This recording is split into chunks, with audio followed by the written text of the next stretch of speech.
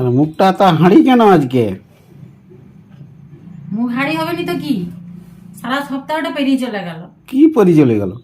কি পেরিয়ে চলে গেল মানে এখন মনে নাই না? সারা সপ্তাহটা পেরিয়ে চলে গেল। আরে কি আমার মনে পেরি? হচ্ছে বিয়ে না করে তোমার সঙ্গে প্রেম করলেই ভালো হতো। কেন? যখন আমার সঙ্গে প্রেম করতে বিয়ের আগে, তখন আজ রোজ ডে আর চকলেট ডে বলে কত কত গিফট দিতে আমাকে।